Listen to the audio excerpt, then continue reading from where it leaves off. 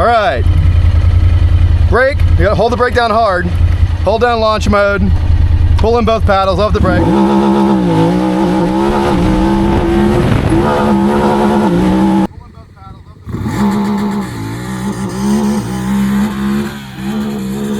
Off the brake on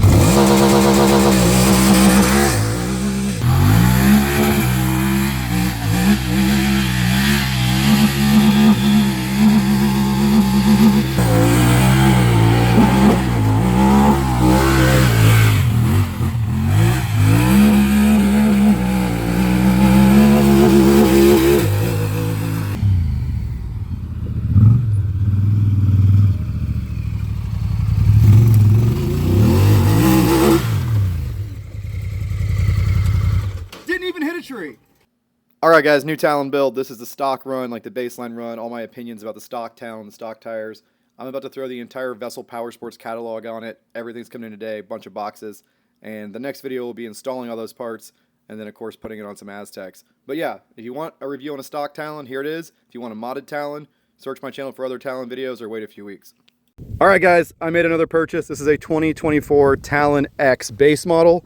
I've wanted to try out the 2023 and up models for a while. They got new suspension, Showa suspension, more adjustability, some sub-transmission upgrades, different radiator, different grille, a few little tweaks like that. It's got bottom doors on it now. Honda added launch control. That's most of it. Honda's been really lazy with the Talon platform. It doesn't have any extra power, so that's kind of sad. It does have a new power steering motor, so that's coming upgrade. But yeah, it's got a little few upgrades, so I wanted to get one, and I need something to race in the King of Deep ATV Honda class, so here it is. We're comparing it today to my friend Chrissy's 2021 Talon R. This is the one that's been in a million of my videos. It's been an excellent unit, very reliable. We totally beat on it. The only thing we've had to replace on that is the front steering rack. It's got the Hess rack in it now. But comparing these two models to each other, right? This is a 2019, this is a 2024. There's actually very few changes. This transmission shifts a little more snickety. It's got some better parts that control the shift drum basically and the shift forks. But it's really a very minor upgrade. And if you drive them side by side, you probably wouldn't even notice that. One thing I have noticed is that when this one shifts gears, it's a little quieter. The shifting mechanism is not as loud, so that's been refined a little bit most likely.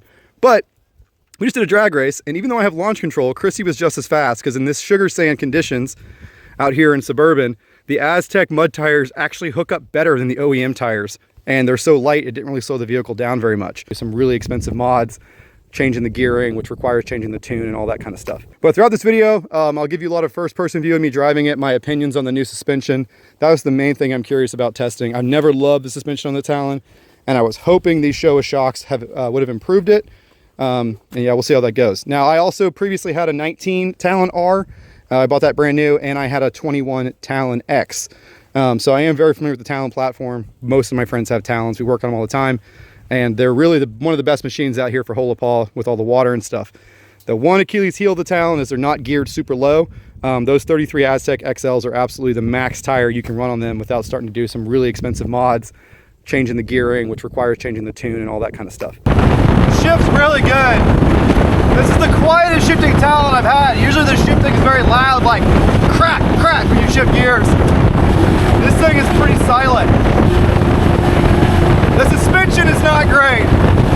It's definitely really choppy. The rear suspension seems way oversprung.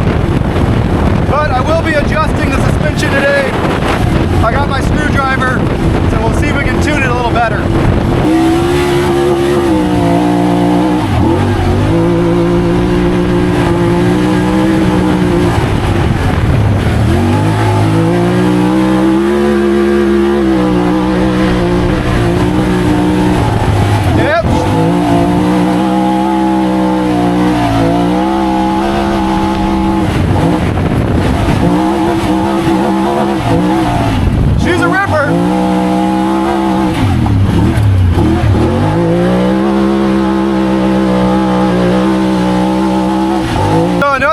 Complaint with the Talon is that the cab is kind of small, and I never really thought about that when I had mine, but sitting in here and comparing it, even in my Maverick Sport XMR, the cab is small. Even with the seat all the way back, I'd like a little more legroom. My knee is slamming into this thing pretty hard. So if you're a bigger, taller guy, you're not gonna like sitting in a Talon. In 2021, I bought a Talon X. It was an excellent machine. I put it on 8-inch portals, 44 Aztecs. It was a lot of fun, but I couldn't drift it anymore. I got bored of it, so I sold it to my buddy, and my Talon X has never left Holopaw since then. It's still at my buddy's container. He beats the crap out of it, and it works great. Then I tried a bunch of other side-by-sides because I was kind of mad that Honda hadn't updated the Talon at all, and they still really haven't. But now I'm back in a 2024. It does have a few updates, which we will go over. And you know, I have missed shifting gears. I love my Pioneer for shifting gears, and this has more power and more functions than the Pioneer did. So it rides good, but it definitely feels like really stiff in the back, like it's kind of going like this. The front feels about right, so I'm going to soften up the rear suspension settings and see if it changes anything. So I got my tools. So if you tow it to the left, left is softer, right is harder, and you use the 12mm socket for high speed. So we're going to do half a turn, pretty big adjustment. I just want to see if I feel a difference. Half a turn in the high speed soft, and then we're going to go 4 clicks softer on low speed. 1, 2.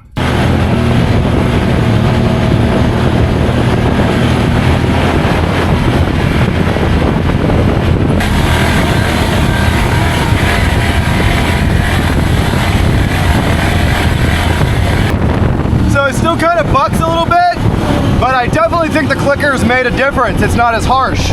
I'm not having that bounce, bounce, bounce feeling, just kind of the slower bucking, which is natural for how short it is.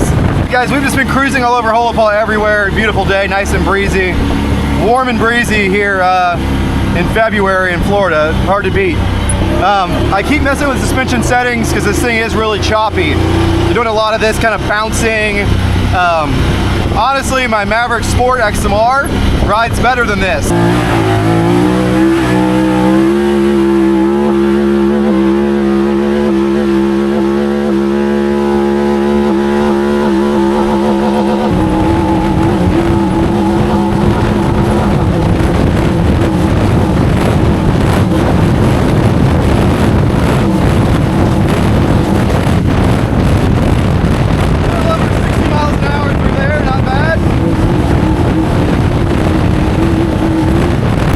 I do love the grabbing gears and the way the rev limiter sounds. It's very fun, very high excitement noises.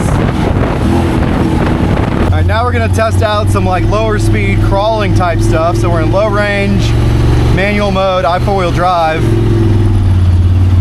This is a good spot to test out some suspension flex. Wow, it did that so easy, I should not have even videoed it. I'm sorry for wasting your time, guys. All right, let's see how she does on this little climb right here. So first, we'll use up the opportunity to start off, show you guys how brake hold works. So it's got a little symbol right here, that's brake hold. If you get it on an angle, hold the brake down hard, press this button. When it lights up, it'll hold it for a few seconds to give you a chance to get your foot over to the accelerator.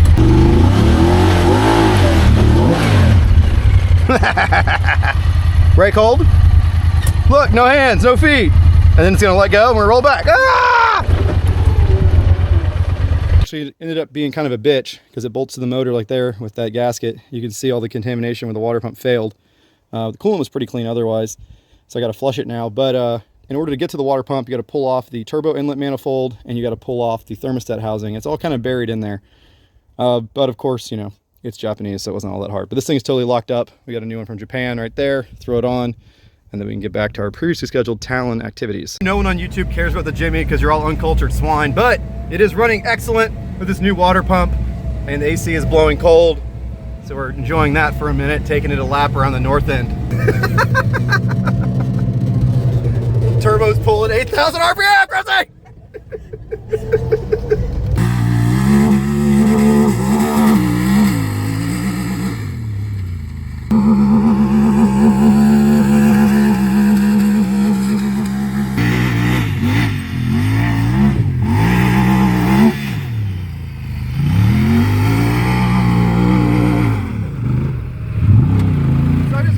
Through the grass there, and I thought for sure I'd be on 2 wheels, but dude, it's very planted. All right, the first question we're going to get is, why did you get a Talon X and not a Talon R? Well, luckily I have a Talon R with me today, so I can explain to you guys some benefits about the Talon X and some benefits about the Talon R. The Talon R is wider, it's longer, and it has more suspension travel, so it rides a little cushier. It also has bigger shocks. It has 2.5-inch Fox shocks, whereas I have 2-inch Showa shocks. Now, if you get the newer Talon R, it also has Showa shocks.